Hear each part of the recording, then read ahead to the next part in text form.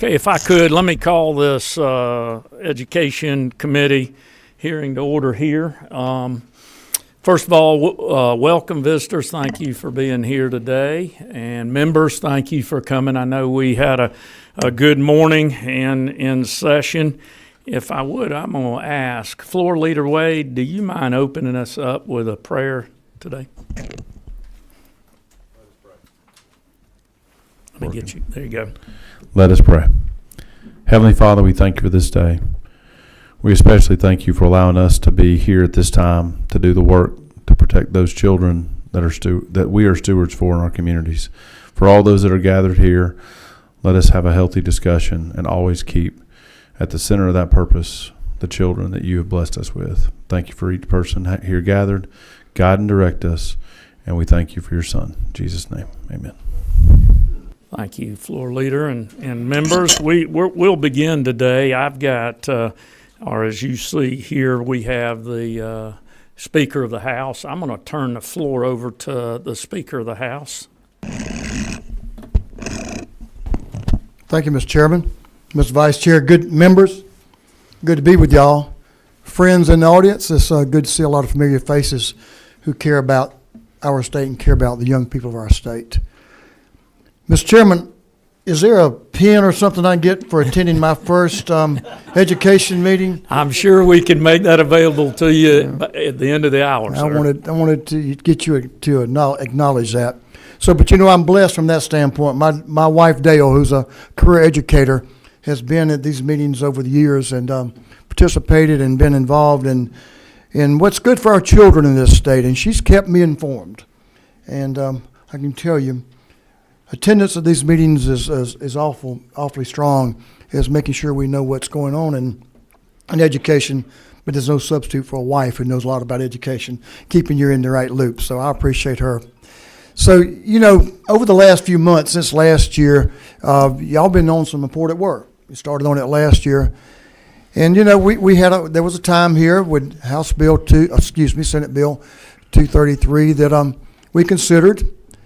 And there were some changes and some concerns about the bill, as all of the members on this committee know. But, we've taken the time over the summer, the fall, to meet with members, talk about the bill, talk about the concept, what would be good for Georgia schools, for education in our state, but more importantly for the young people of our state. That was the focus.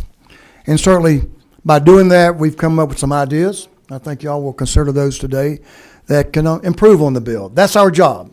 That's our job as legislators, to improve on the work that comes before us. And this Georgia Promise Scholarship Act is something I believe that I've become convinced of, thoroughly convinced, as I like to say, it can make a difference in our state. I first want to thank all the members of the House that voted green on this bill, but I especially want to thank 16 of my colleagues that are Republicans that were willing to listen, willing to engage in discussions about how to make this bill better, for them having an open mind, and probably most importantly, provide positive feedback. Engage in the process and that dialogue, how to improve this bill and work towards a solution. We've done that with this bill, and I will tell you that I'm proud of all the members that have had feedback and made suggestions to how to improve on this piece of legislation, again, to benefit all the young people, the children, our school-aged children in Georgia. In my opinion, this bill, the bottom line of what this bill does, it empowers parents with options to make the best decision possible when it comes to educating their children. And for me, that's where this starts, is empowering parents in having the responsibility of taking care, the responsibility of bringing their children up and educating them so they can have a good life as they go forward. The additional accountability measures that we've put in this bill, that's been added to the bill, certainly ensures that dollars are being spent wisely. That's pretty important. And that the funds are following the students. And then we are moving lower and middle income families, Mr. Chairman, and families who want to take advantage of this from to the front of the line when it comes to having this opportunity. You know, it also supports our public education system by codifying the teacher pay raises that we passed over the last few years, and allows public schools to use capital construction dollars for pre-K programs. That's important to folks like me who live out in rural Georgia. That's a huge deal, and that's important to our school systems as we plan for the future in all school systems in our state. Again, this is the bottom line for me. I would like for our House to send a clear signal we will not let our children continue to be trapped in a failing school, that we're taking a stand to give the parents of Georgia better options, and we are unlocking doors to the future for the children across this state. That's what my hope is today. That's what I hope is that we'll be able to accomplish in the next few days for the children of our state. I want to thank this committee members, all of the committee members and leadership on this committee that have worked so hard to make changes in this bill, improvements in the bill. And I hope when y'all's discussion finishes, this committee will make a decision to move this bill forward. Mr. Chairman, that's what I have. I appreciate you giving me the time to come share my thoughts on a very important piece of legislation. It's important to the future of our state. Thank you, Mr. Chairman. Thank you, Mr. Speaker, and we hear your message loudly here and appreciate your message and your attention to this item for our students here in this state, and hear the message about empowering the parents. So thank you very much with that. We're honored to have you here today, and we'll begin the work that we're talking about. Thank you, sir. Thank you, sir. Thank you, Mr. Vice Chair. Thank you, members, for indulging me. Okay, with that, we'll move on to Senate Bill 233. What we're going to ask in this, I believe, Pro Tem Jones, if you would, you could either do the podium or the seat in front of us. Which would you rather? Okay, why don't you sit right in front of us here for the members at the table? And what I'd ask of you, Speaker Pro Tem, if you would read your LC number for us so we're sure we're on the same. And if you would then begin after that with walking us through the bill, please. Thank you. Mr. Chairman, this is LC 33970-9S. That's it. That's what we got. And Ms. Speaker Pro Tem, the podium is yours there. Thank you. We have debated this portions of this bill before in the committee, but I will go through what's in the bill for everyone's benefit without much speechifying. But I will just mention that Georgia, I guess as I am the ranking member of the Education Committee, I've been on this committee, this is my 22nd year, and I've served on this committee for every school choice, public or private, option other than that has been passed in the Georgia General Assembly, other than, I suppose, the Hope Scholarship that is also used for private institutions. And so Georgia does have a long history, for as long as really 30 years, of offering state education funding to students in private institutions to benefit students and give them educational choice.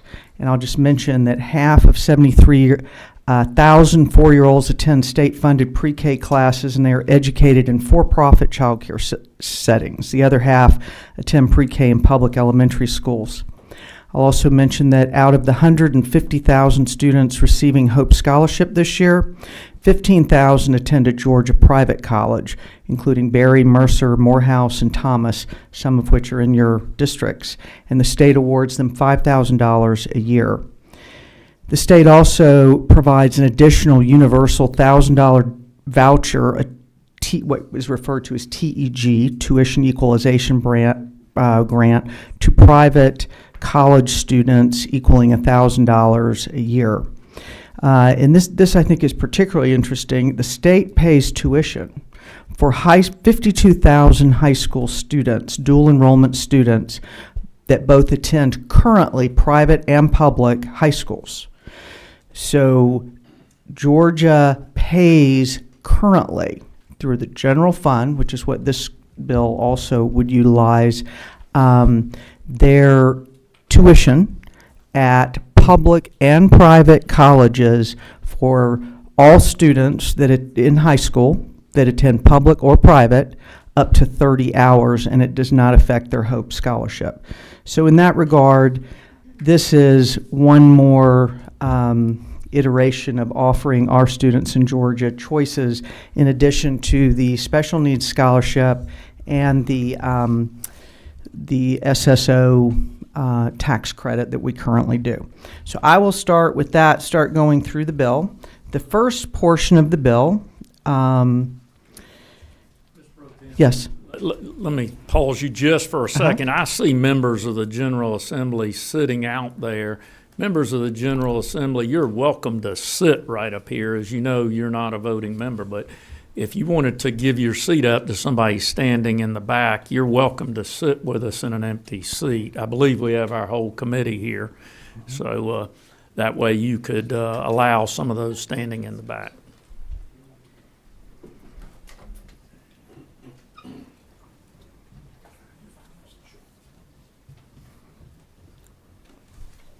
Y'all can take those seats now.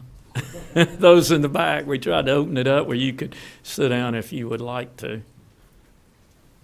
All right, Speaker Pro Tem, we'll turn it back over to you. So I guess I'll go in order. I'll start with a new section that creates the Georgia Education Savings Authority, which will be housed within the Student Finance Commission. It does not create new board members. The Student Finance Commission currently has 2 or 3 authorities under it. It's really for legal purposes, sort of like you might have several S-corps if you're in private business. They have these different legal entities to, for example, they administer the student loan programs that we currently have. There's one in high school. You may be familiar with the REACH scholarship that in 8th grade, a student is selected so that when that child aspires to go to college, when they graduate from high school, they're given a $10,000 state grant out of the general budget. And that goes with them whether they attend a public or a private college. So this is the structure, though. I guess I wanted to put it in perspective for you. All of the members of the Student Finance Commission are appointed by the governor. That is no different than other agencies. When you think of Department of Community Affairs Board or Department of Community Health Board, they all have a board that is appointed by the governor. And so this will be the location of the, let's see what we're calling it, the Georgia Education Savings Authority. It's simply a mechanism and a legal entity so that we can have greater transparency, greater accountability, and have professionals handling this program for educational savings accounts. Because as you remember from last year, the money is not just given to the parent. It's paid after the fact with receipts. They have to show receipts, and I'm sure they will use a third-party vendor and some staff to administer that. But that is the first section of the bill that begins on line 46. The Georgia Promise Scholarship Act is next. That's in Article 2. Most of that is the same. The dollar amount has remained the same, $6,500. The $6,500 is an amount that is less than what the state provides on average to schools because it does not include all the other things in the budget that we have. This is purely, I calculated the 6,500 by utilizing QBE, not including gifted, alternative ed, other additional weights that would have increased the amount of money. And that would be the amount that a student could use up to if their parent could show receipts that they used qualified education services. To be eligible, the student continues to have to, their parent has to have been a Georgia resident for at least a year. However, that one-year requirement shall not apply if a student's parent is an active duty military service member stationed in Georgia within the previous year.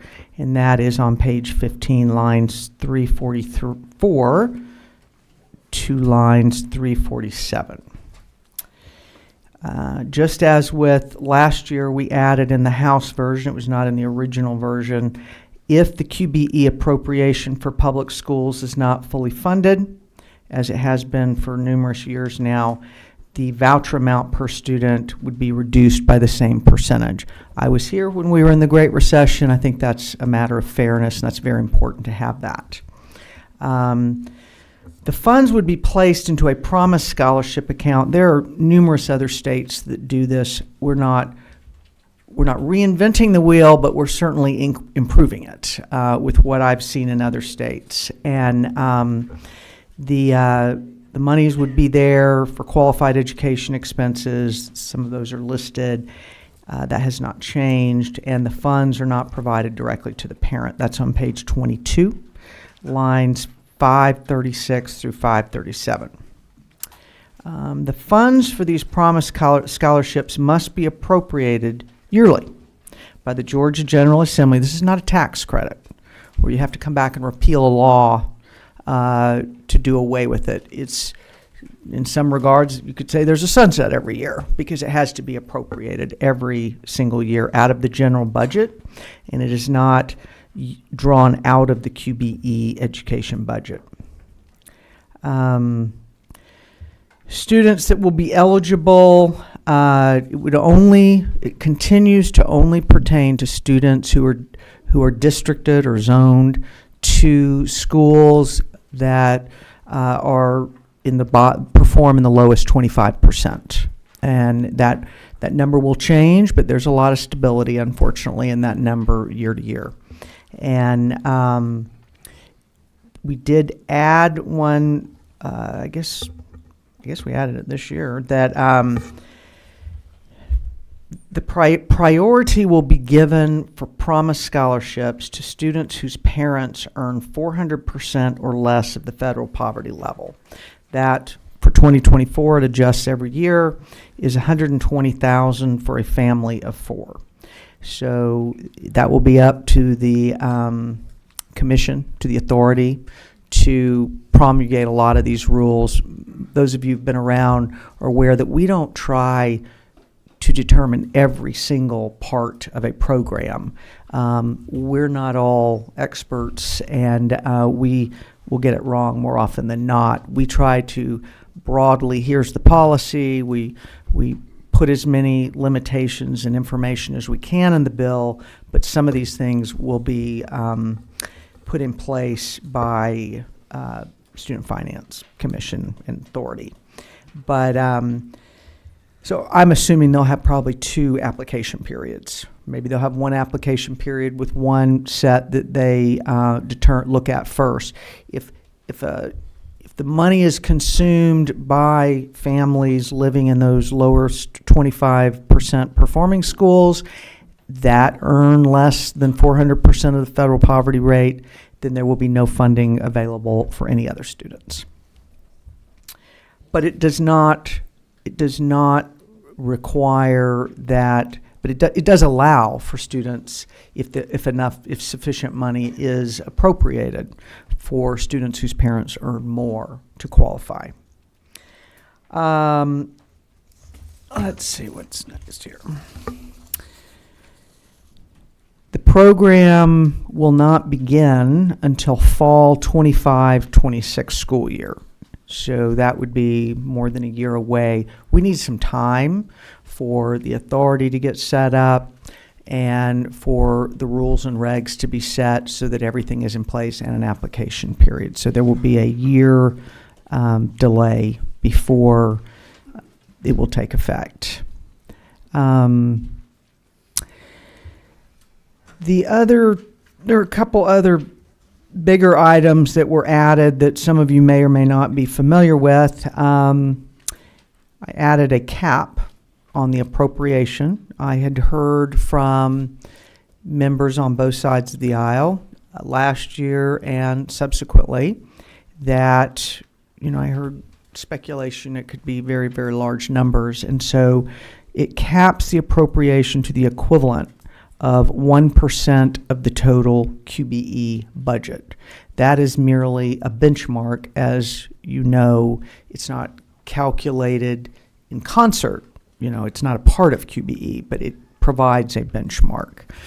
And the other major change in the last 24 hours is that the Georgia Promise Act will stand repealed in its entirety on June 30th, 2035, or 10 years after the authority is set up and students are eligible to utilize the Promise Scholarship. That said, there are any student that is currently receiving a Promise Scholarship will be grandfathered and will be able to continue their education until they either return to public school or they finish their schooling in a private school or they move out of the state. So there were other things that have been added to this bill. I guess you could call this a bit of an omnibus public school bill as well. I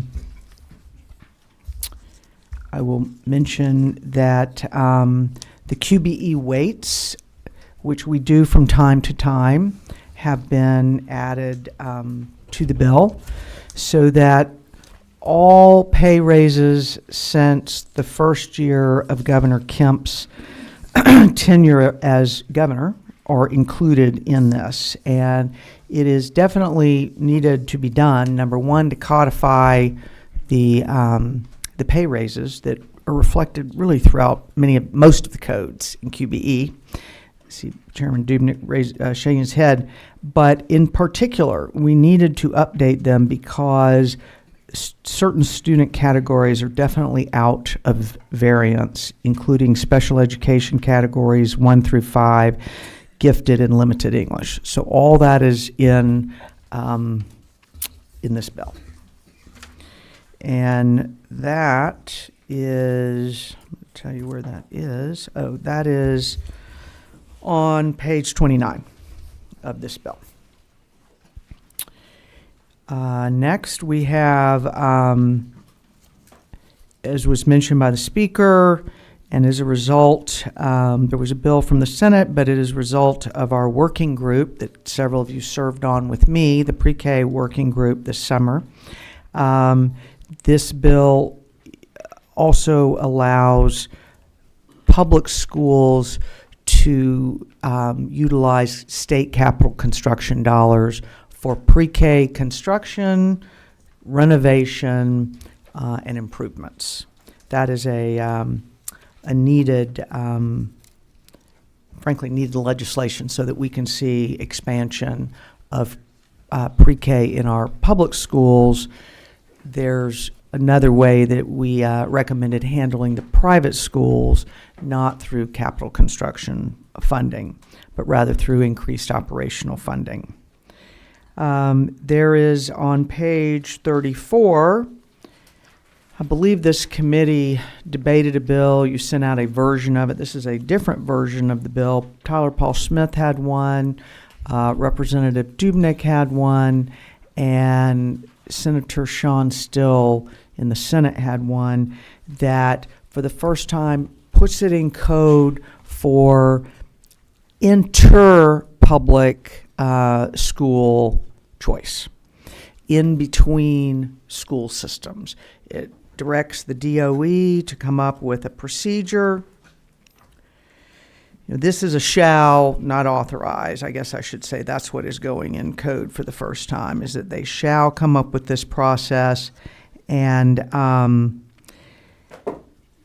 what it does is it makes it so that a student that lives in one school system, should the receiving school system, as some do in Georgia, choose to allow students from other school systems to attend their schools, it allows the student's family to make that decision with the permission of the receiving school. It also does, on line 861, I added a section, it caps the amount of tuition that the receiving school system could charge to no more than what we refer to as the local share average of the receiving school system. In other words, if Fulton County is is contributing $5,000 per student from the collection of their property taxes for schools in Fulton County, and they allow a student from Cherokee County to attend a school in Fulton County, they can't charge more than that $5,000. So it does put some limitation on that. The next part you may not be familiar with begins on page 868, but it's really more on the next page, page 36. This is similar to the bill that did not come through this committee, but Representative Townsend had, with very important piece of legislation that former Education Chair Brooks Coleman championed for years and was successful. It's been in code for years. It was expiring in 26. It's a tax credit, public school tax credit, similar to what you may be familiar with, the rural hospital tax credit. I think we did a foster care tax credit recently, a police foundation one. It's similar to that. It has not been utilized, even though it was only $5 million, in part because it is a dollar-for-dollar tax credit. Perhaps it wasn't that well known, and it did not allow S-corps to participate. So the big change that Representative Townsend put in would allow S-corps to participate, which I have every belief will mean it will be fully utilized this next year. So it retains that $5 million, but it adds another $10 million to the tax credit that may only be utilized by schools that are deemed to perform in the lowest 25% of all schools in Georgia. So $10 million of it will only be used by the schools that this bill primarily addresses, those students, those schools. Furthermore, I extended the tax credit from ending the expiration date in 26, it will now be 29.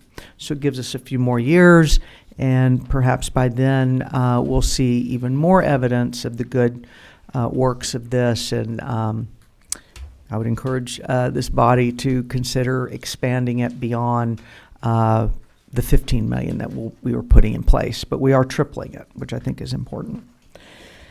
And then for your, just so that you can get to it on page 39, that is the language of the sunset. And with that, Mr. Chair, I'll take a few questions. I realize we have many members who have committees they need to get to in the Senate. Great. Thank you, Speaker Pro Tem, and good job at working very hard on this bill and setting this up, and good bill here, I believe. What I do have a question I'd like to take liberty as chair. Let's go back to that tax credit for a minute, make sure I'm clear. The bottom 25%, Right. Talk about that amount of money again that they're going to receive in this tax credit and can at their access. Right. And it's, if you, let me get the, Around 880, is that correct? Okay, yes, let me pull that up. So it's a little, I was a little confused by the way the language was written, but it is correct. So it is currently $5 million. Only $3 million was utilized this last year. A lot of it went to career academies. The 5 million will be reserved for the top 75% of performing schools. Okay. And if you look on line 882, this is the wording that says 200% of that 5 million, which would be 10 million, is reserved for the rest of the schools, the lowest 25%.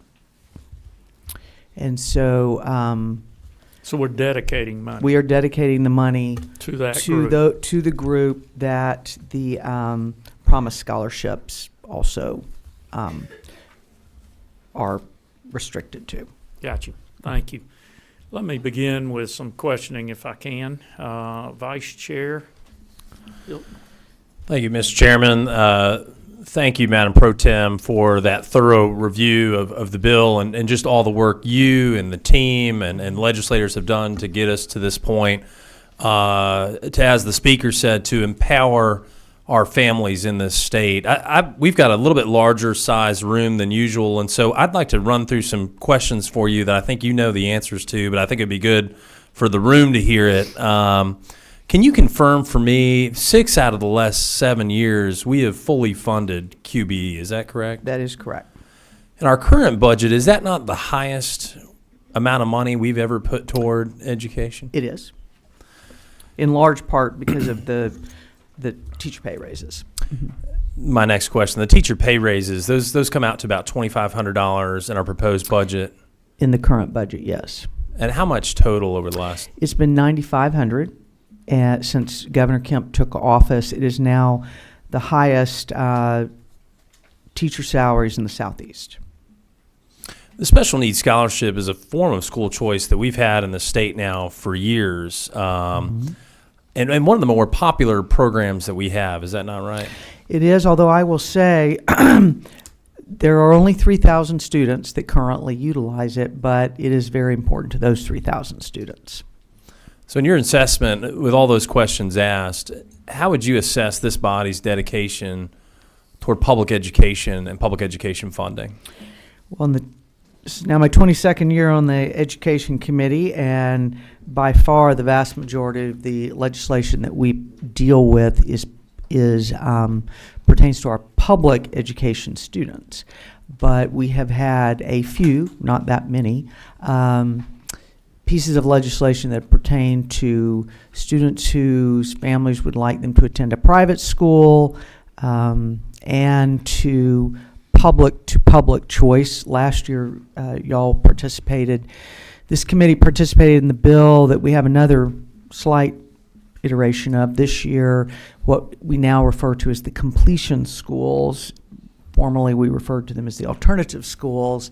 We set up a framework last year so that hopefully, years down the road, every public school student at risk of dropping out or behind in credits will have an option to attend a night school that best meets their needs. I'll end with this. The money we collect as a state ultimately does not belong to the state. It belongs to our taxpayers. And I know this body has done a lot of work to return money back to our constituents. This is another example of this. You're welcome to comment on that. I'll end with, I think it's great policy. I would love to see it without a 2035 sunset, but I know the policy work that needs to be done to make that happen, and I look forward to supporting this bill, and Mr. Chairman, at the appropriate time. We have a few other questions, and Vice Chair, you took liberty at many good questions, but normally we stick you to one. But number 28, who is number 28? Representative Maynor. Thank you, Mr. Chair. And thank you for the bill, Madam Pro Tem. What I actually love about this for the addition, I liked the bill last year. I love it now. It meets the needs of so many different families. But beginning on page 29 for part 3, just as a physical therapist, I am always excited to see where we have more opportunities for children with special needs. And I love that we are increasing the weights for the different categories of children with special needs. We have categories 1, 2, and 3. And then on line 803, I think it's worth noting to the committee and to the audience, we are also increasing the weights for children that have ESOL needs. And so this is a brilliant bill, and I concur, looking forward to saying yes to the bill. Well, is Thank that you. not true? Thank you for that question. Number 4, is that, I have my glasses today. Thank you, Mr. Chairman, and I apologize and thank you for the presentation of walking through the bill, because while the majority party, as the speaker alluded to, may have had 350 days to actually review this bill, we've had probably 35 minutes. And so my request would be, and as the vice chair stated, all of these things he listed, we voted for, whether they're teacher pay raises, whether they are accountability in the student scholarships, all of these things that we have shown as a committee that we are dedicated to our students and actually producing good legislation that benefits those. So I guess my question is there anything, knowing how we feel about it, that we would still have issues in this bill that you can think of? And maybe that's an unfair question, but since you do know the bill and you do know our concerns, is there anything in here that you can see that we would be concerned about? I do not see anything in here that you would be concerned about. I will say that the members of the majority party have not had however many days you mentioned. The bill was finished yesterday, and have been adding things to it along this session based on recommendations from anyone from the minority party or the majority party. They were not all taken, but as you can see, many of them were. I would say outside of, as you have been around long enough to know, when we have agrees and disagrees, this is not an uncommon thing to have an omnibus bill, and that's what you have before you today. let's go on to number 29. Is that Floor Leader Wade? Yes, Chairman, thank you very much. Speaker Pro Tem, thank you for the presentation. One of the things that I want to just share is I think that it should not be unnoticed by the committee and the folks here that this has been a concerted effort to try to ensure that we recognize that all education is important in Georgia and that public education is still predominantly important. And the fact that there is a cap of, I want to make sure I heard this correctly, 1% of the QBE formula is what is going to be allocated for this. Is that correct? A maximum of 1%. Minimum 0. Minimum 0, that's correct. So, and it would adjust based on if QBE, if we ever were, I remember the Great Recession, it was awful. We had to make tough decisions. The scholarship would be potentially subject to that same cut if that were to ever happen in some future date. It absolutely would be subject to All right. it if QBE a commensurate amount. All right, and then also I know there is going to be accountability things that are going to be required as well. I believe those are on page 18. Is that correct? That is correct. Could you just highlight, I think, those things? Because those are fair ideas that have been added by the House Education Committee. I know the chairman was passionate about it and many others. And I think that for me and for others that may have not had a chance to read the bill, I think that would be perfect. And that's my last point, but thank you. Much of this was a result of this committee and the chairman's work. But, you know, they have to demonstrate fiscal soundness. They have to have been in operation for, private schools have to have been in operation for a certain amount of time. They have to do some reporting, which is the first time. That is not the case for SSOs, and that is not the case for special needs scholarship. That is also not the case for the current voucher that we supply to private school students who want to participate in dual enrollment. That is in the budget that you voted for earlier this session. Up to 30 hours, every student in a private school is eligible at state taxpayer general budget expense to participate in dual enrollment in a private or public school. And we do not require testing for that. Now, One you last taking thing. liberty. I know, yes, sir. I Floor. also think it's extremely important to note it's that 2/3 of the tax credit are going to be focused on those bottom 25%. And I That's think that is a very important recognition that they do have certain needs that this will help expand and meet, so that those schools have an opportunity to improve over time, and that this competition that could be created will help drive that too, and we're going to fund that through that opportunity. Is that not true? That is true. Thank you. All right, we'll go to number 2. Is that Representative Glaze or Evans? Thank you, Mr. Chairman. Thank you, Speaker Pro Tem. Could you talk to us a little bit more about the QBE formula ratios and teacher pay and how those, of course, like if this bill didn't pass, which I know is unlikely, but if it didn't pass, would the teachers receive the $2,500 pay raise in this year's budget? Some of it would be purely through appropriation, not through force of law, and some of the weights are out of kilter, the ones I specifically mentioned. And so all of them would be, not codified in law, but some in particular, the special needs and some of the others, absolutely are out of, they are outside of, I think it's the 1.5% variation that's allowed in state law.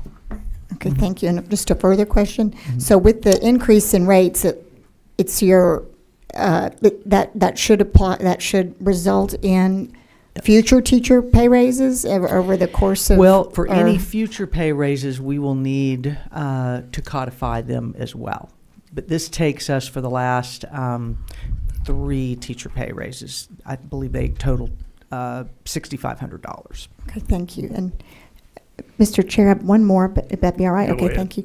And is there a change with eligibility as far as, do you have to have, does a student have to have gone to a public school in order to be eligible? I think that's a change in this bill, isn't A it? student has to have previously been, it is patterned after what we do, although it is tighter, what we do with special needs scholarship and with SSOs.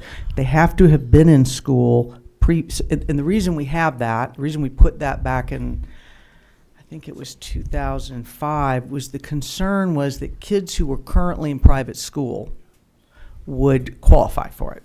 That is, I believe, how Arizona has done it. Right. If you have been in school and have been of the age of being in school, you have to have attended a year. If you are a 4-year-old going into kindergarten, you would not have to have been there a previous year because you weren't eligible to be in public school. And now with the SSO, we make it actually kindergarten and first grade, but I just kept it with, if you were not eligible to be in public school, then you would not have to go to public school. Right. So we will have, people using this voucher that will have never attended public school. You will have some students who have not been there because they were not eligible to be there. Okay. I mean, the purpose of the bill is not to trap a child. The purpose of the bill is to make sure that students who've been in public school have the opportunity of the promised scholarship, and that folks who have currently been in private school are not eligible for it. Yes. My apologies. I'm sorry. How does this ensure that students that have not been in private school are not eligible? Well, if they've been in private school, they would have to come and attend a public school for 1 year. Right. But does this, the way it's crafted, does this prevent, how do we know that the public school doesn't meet the needs of the 4-year-old if they go straight into using this scholarship? Well, I will leave that to the parent. All right, let's move on, Representative. Right next to you, thank you. Representative Glaze at number 1, I believe. Thank you so much, Chair. I just have one friendly amendment that I'd love for you to consider. For private schools, can we adopt something that says that when private schools accept public funds for students to come to their school, that we can assure that all of these kids will have eligibility and be accepted into the schools? So you're recommending that if a private school accepts any public funding for their students, that they would promise. have to be they would have to accept all students. I assume you're suggesting like through a lottery or something. No, actually, what I am saying is that if a student takes the Promise Scholarship and goes to a private school in their county, close to them, their parents deem that this is their choice, and the school is willing to accept the funding, can we agree, or can this bill address the fact that that student would get accepted into that school? Well, you're welcome to make that offer of an amendment, but but I would personally not vote for it as a member of the committee, because that would be out of keeping with how we have rules and regs and how we have adopted other public funding going to private institutions, including Hope Scholarship. I don't think for a student, a Georgia student who uses the Hope Scholarship to attend Emory University, that we require Emory University to accept any student that wants to go there. Well, I think that's apples and oranges. We're talking about kids trying to get a K through 12 public education or private education with their parents' choice, and if they move from public because it's failing, or they have a choice and they're trying to get to a better school and are not allowed to be able to go to that school, right, then there still is some barriers. And I wanted to make sure that we pointed that out, and if you have a way to help those students and those parents really take advantage of the choice, I thought maybe that might be a friendly amendment. Thank you. Would you like to further amend your amendment that any student that attends a private school currently cannot utilize the dual enrollment that is in the budget that you voted on earlier this session, that they could not accept public funds for dual enrollment unless they had an open enrollment policy? Apples and oranges again, so thank you for your answer that you've tried to give. I appreciate that. Thank you.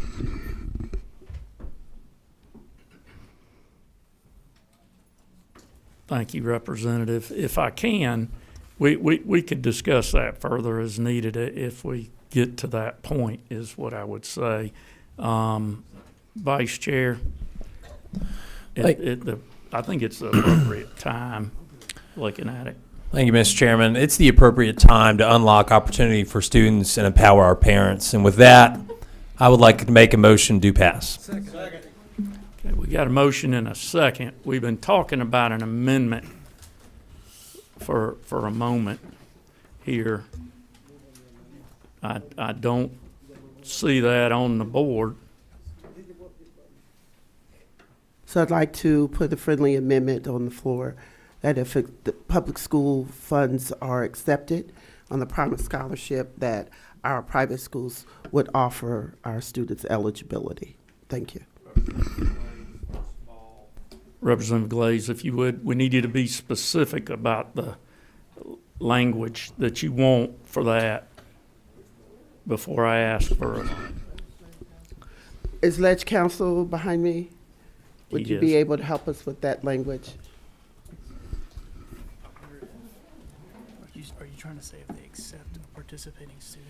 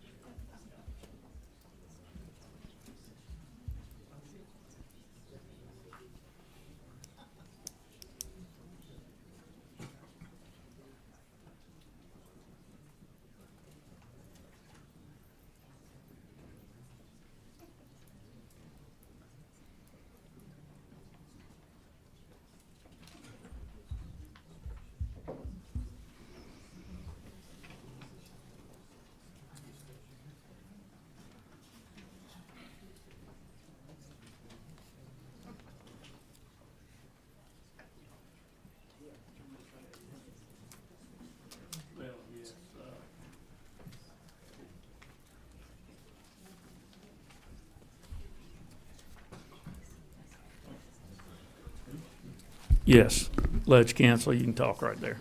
So I think, if I understand the amendment correctly, I think you would add a paragraph 7 at the end of line 458. And I think that would say, guarantee that all participating students who apply to attend such school will be accepted to attend such school.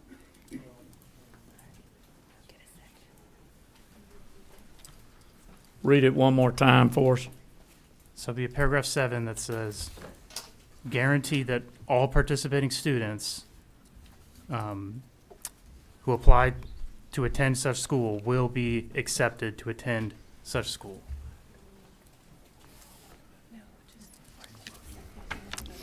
Okay, members. Representative Glaze, you're offering that as an amendment? Yes, sir. Okay. We've just heard the language read. Do we have a second? Second. Let's do this. Let's vote on it. And we're gonna move this along a little bit. We've got an amendment. We've got a second, and I'm gonna do a show of hands, because I think that's gonna be best for. I was not, no. In a show of hands, I see there's some lit up over there on this end, and one over here. Let's go ahead and vote on this, and we'll continue that. All in favor, raise your right hand. Of the amendment is what we're voting on. Raise your right hand. All opposed, same sign.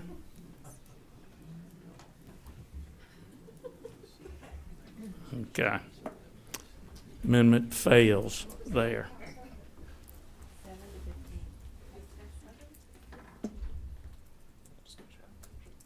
Let's see. Let's see if there's any further discussion on the motion that is before us, is what I'd like to hear and see. Let me cut those right there. Any further discussion on the motion that is before us?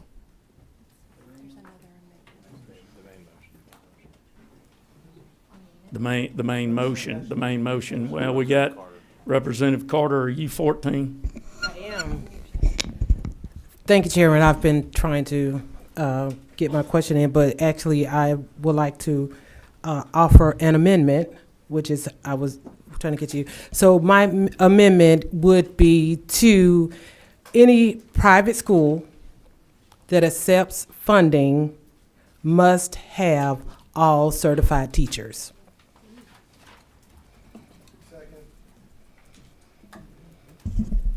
Let's get specific language to make sure we've got that correct too, Representative Carter. I think Attorney Tate's working on it.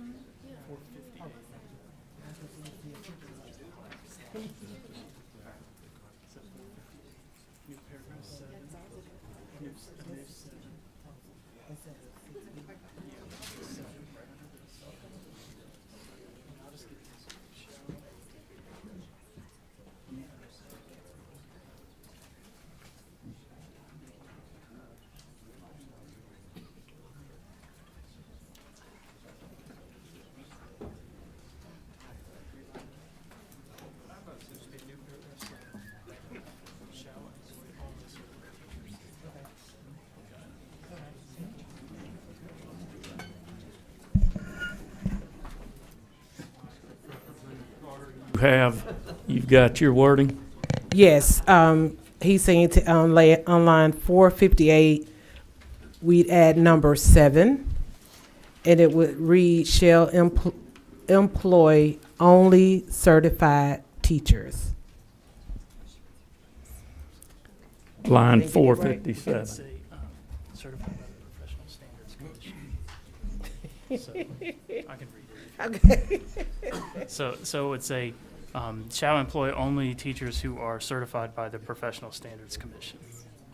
Only teachers that, read in that microphone. Shall employ only teachers who are certified by the Professional Standards Commission. Shall employ only teachers who are certified by the Professional Standards Commission. Okay. All right.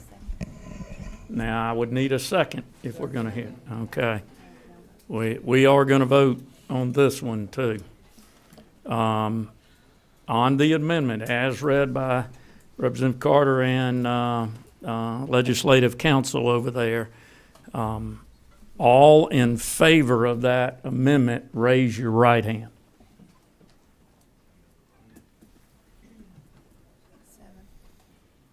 Okay.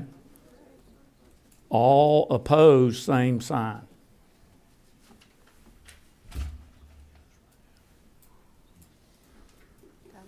Okay, that fails right there.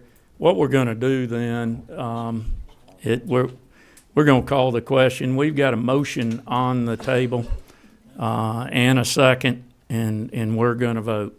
So all in favor of due pass of Senate Bill 233, raise your right hand.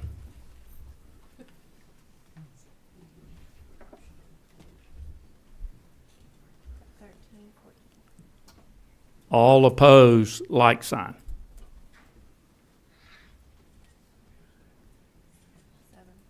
Motion carries. Bill passes. Thank you. Thank you, I appreciate it. Matt, as a point of clarification, do all public schools have all certified teachers as certified by the public standard? Excuse me? I just wanted a Waiver clarification. opportunity. Excuse me? There's a waiver. So there's a waiver so that, just to be clear, that we would be holding private schools to a higher standard than we hold our public schools. Thank you. Thank you. Thank you, Speaker Pro Tem. We'll suspend for 5 minutes so that we can reset and then hear the next bill, which is 464. So.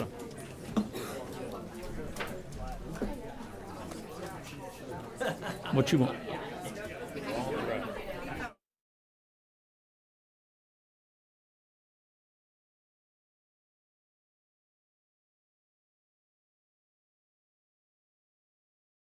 You're next up. So when the speaker was speaking early, he spoke about meetings over the summer, and that I guess the majority party met on this legislation that is so important for all of Georgia's students, but not one member of the Democratic Party on the Education Committee participated in this very important legislation, and were invited and participated. And the other thing, for the record, Vice Chair spoke about how Georgia has fully funded QPE the last few years, but failed to mention the $10.2 billion in austerity cuts that we have yet to fulfill. So I just wanted to be on record, because I don't want anyone to leave out of this room thinking that we participated when we really should. If we're really serious about Georgia's children, and we represent a good many of them, I will hope in the future Thank you all would include Representative us. Carter. We'll suspend so we can set up that next one. Thank you, and senators, get ready. We'll have you up in just a moment.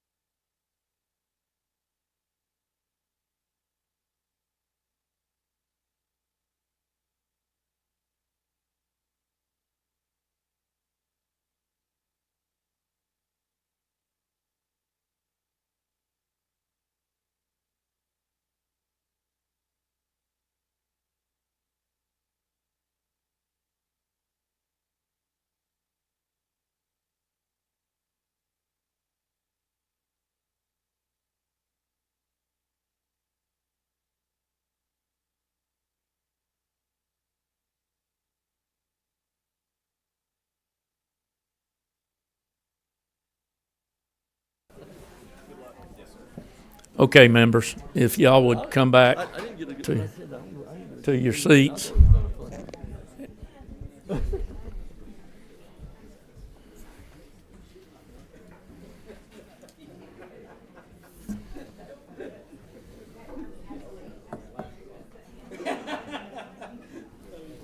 Hey, Clint.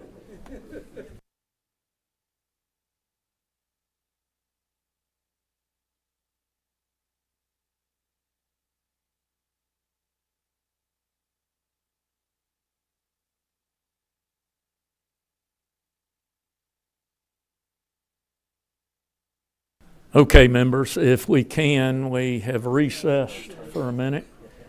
If there's anybody out in the hall that's our members, we would want them to come in and see if we could start here from our recess. Thank you, members, and your communication. Chairman Dixon, we are going to look at your bill, I believe, 464. We have an LC number in front of us. I'm going to ask you to read that LC number, and then I'm going to turn it over to you and Chairman Hickman, if that's all right. Read your LC, please, sir. It's LC 50845S. Perfect. That's what we're reading from. So, Representative Evans, we are beginning on SB 464. Thank you. Sure. And I'll go over the teacher stipend portion, then I'll let Mr. Hickman go over, or Senator Hickman go over dealing with the screeners. Thank you. If that's all right, Mr. Chairman. Yes. Thank you. So, yeah, pleased to bring Senate Bill 464 before you today. What the underlying bill does is DOE has been giving teachers a stipend for school supplies, for classroom supplies for the past few years based off of some of the emergency money from COVID-19. That money's running out, and what this bill simply does is it codifies that program into law. It would be subject to appropriations, which we've not got those appropriations at this time. On average, Mr. Chairman, I'm sure you're very aware of this, but most teachers spend anywhere from $400 to $600 annually out of their pocket. The current program, I believe, ranged from DOE from $150 to $200 a year. So we'd love to get some appropriations for it, but just didn't want this program to go away and want to make sure that we codified this into law so we could fund it at a future date. Okay, is that it then? Through that what is you on. got? Yep. Perfect. Good job. Good effort there. What I'm going to do is then allow Chairman Hickman to go over his part, and then I'm going to allow questions and comments to you. Thank you, Mr. Chairman. I'm very proud of what Senator Dixon has done on this. I'm married to a retired teacher and have two daughter-in-laws for teachers. We all know how much they spend, and we also know their commitment to their students. One of our daughter-in-laws teaches sixth grade science, and she calls all of her students her babies. I mean, that's how much they love these children. So, so we're looking at line 29 of the LC 50845S, and I'm going to just read it off. By May 15, 2024, the board shall approve the memorandum of agreement between the council and the department as provided for in subparagraph B of paragraph 4 of this subsection. For a list of no more than 5 universal reading screeners, one of which shall be a free universal reading screener for use by the public schools and local school systems as part of their comprehensive literacy program, which meet the following criteria. Then 4A says, by June 1, 2024, the department shall publish on its public website the free universal reading screener and the list of other approved universal reading screeners, one of which each public school and local school system shall adopt and administer in order to comply with the requirements of subparagraph D3C of this code section. The council, and that's referring to the Georgia Council on Literacy, the council in collaboration with the center, and that's referring to the Deal Center, and the Office of Planning and Budget shall identify a free universal reading screener that meets the criteria established by the board as provided in subparagraph B of this paragraph, B3 of this subsection. The council shall enter into a memorandum of agreement with the department to make sure make sure such universal reading screener available for use free of charge of public schools and local school systems. And that's my part. Thank you, sir. Great. Thank you, and thank you for this, Bill, and Chairman Dixon, thank you for thinking of the teachers in on this. I have seen every year as an educator, teachers spend money on their children. Yes, sir. And whether it was shoes, school supplies, whatever it took to help their kids. And that is happening all over the state. So any help with that burden that we can give teachers, I'll tell you, I'm all for. So thank you with that. And Chairman Hickman, thank you for clarification on some screeners here. I'm going to open it up. I've got with a few questions, gentlemen, if you would allow. Number 2, Representative Evans. Actually, Mr. Chairman, it's just more of a statement about the screeners. And I just want to say, as a member of the Literacy Council, appointed by the Speaker, that I have the greatest respect for both of my colleagues, and the chairman who sit on that committee. And I also have the greatest respect for all the members of the Literacy Council, especially our educators that are out in the field.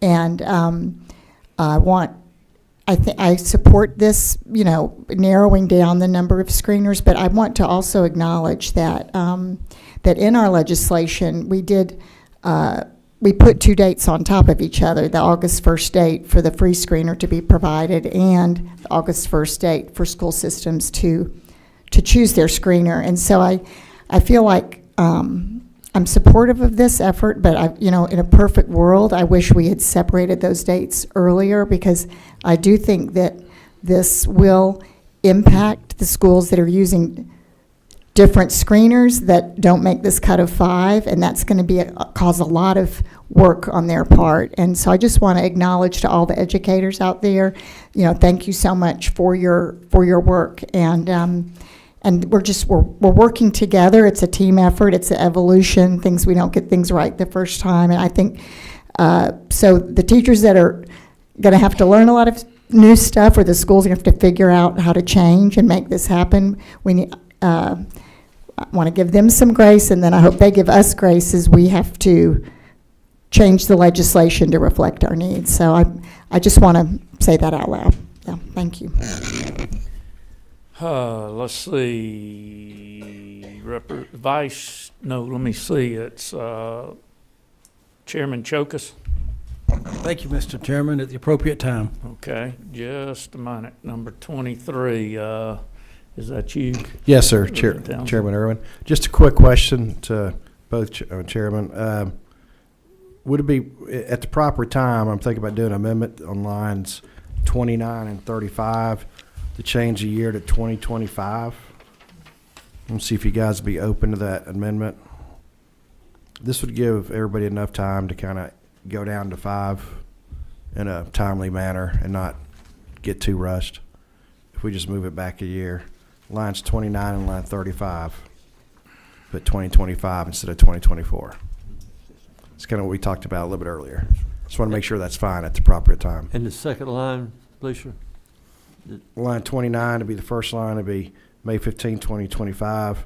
Then line 35, it would say by June 1st, 2025 Let's do this. at the proper time. We'll do it at the proper time. And what you could do is make sure that you talk legislative council there, so we'll clarify that on dates.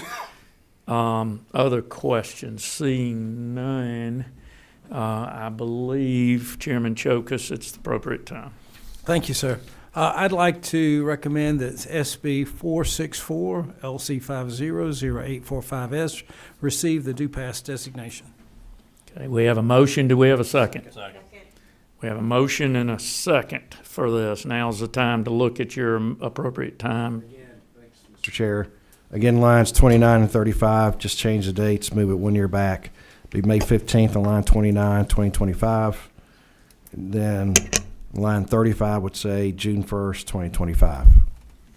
So let me clarify for my purposes, if I can. Yes, sir. You're moving it back to give, I'm assuming, more time for the training for the teachers Correct. I know you're past superintendent and understand that. It'd be rushed if not, Mr. Chair. Training on that. Yeah, it'd be too rushed. Yes. Wouldn't be gotcha. fair.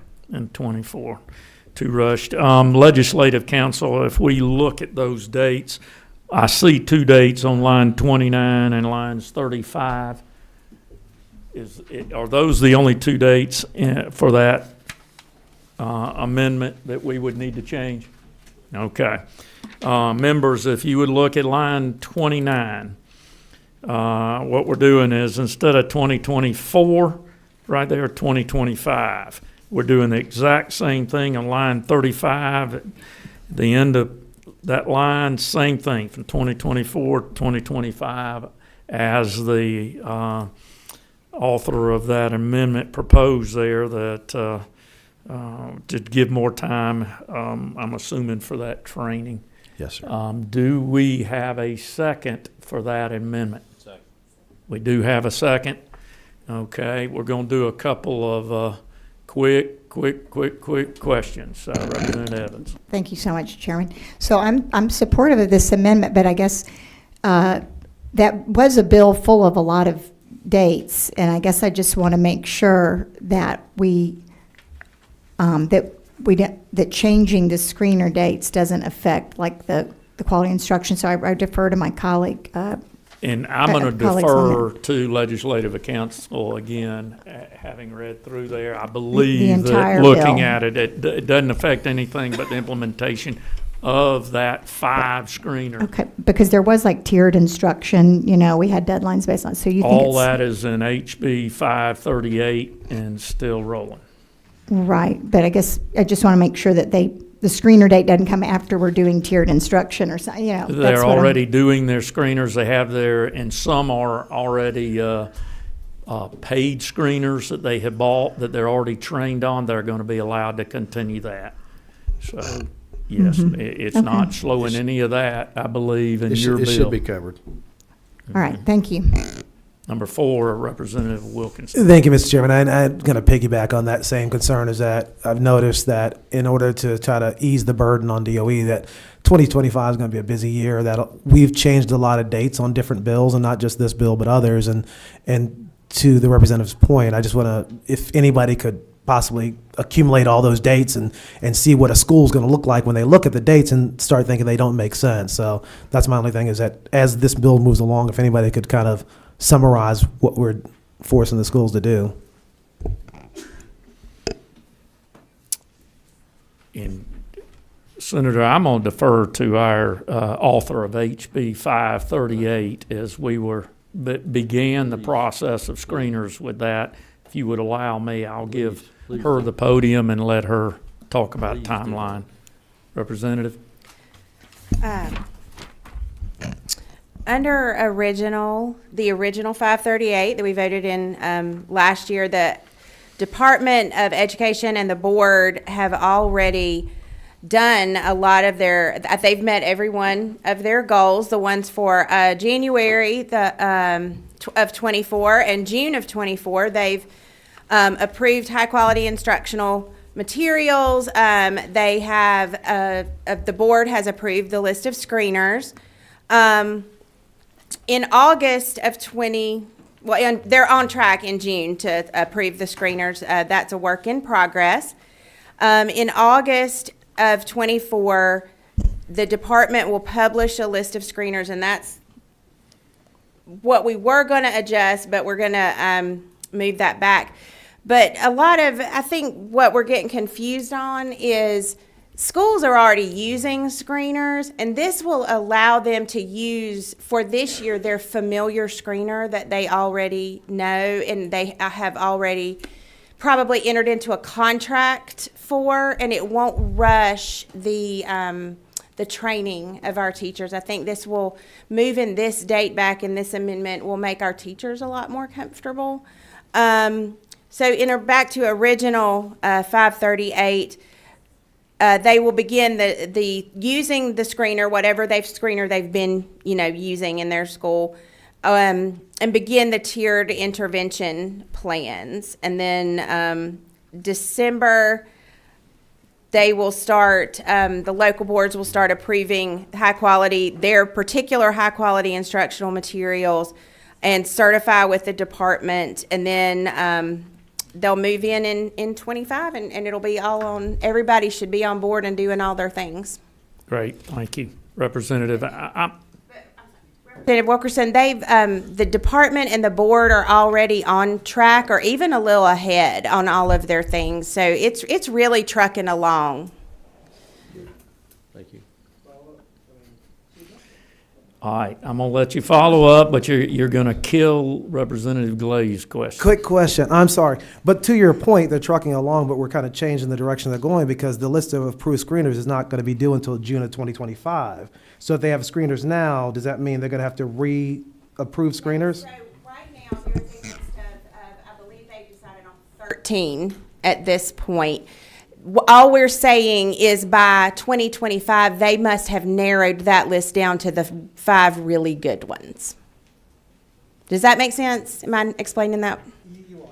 All right, I was kidding, Representative Glaze, but we're gonna take this one last question on this minor change here. Representative Glaze, go ahead. So I do have this question, and it may come as a friendly amendment. I love this Literacy Act. You know I do. So can this Literacy Act follow public school funds to private schools?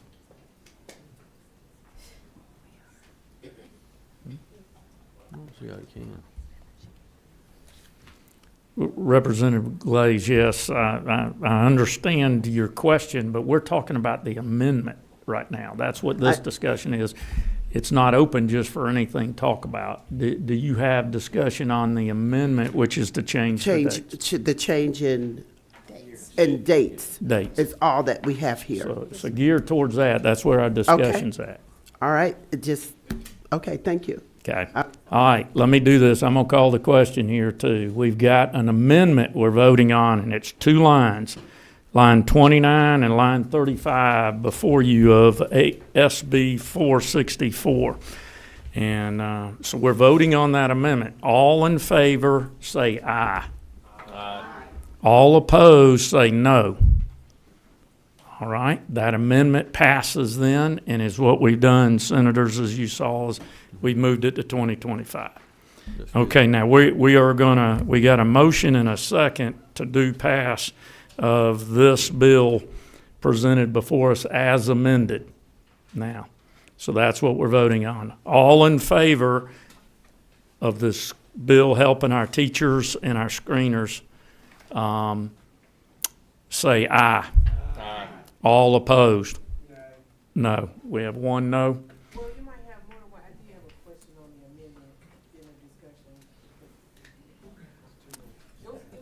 discussion. We voted, and okay, we got 2 no's in, and we'll go with that. Your bill passed. Thank you very much. Thank you, Mr. Would you hang around for a minute for a question on the amendment for Carter? Thank you. Thank you. Thank you all Thank so you, much. guys.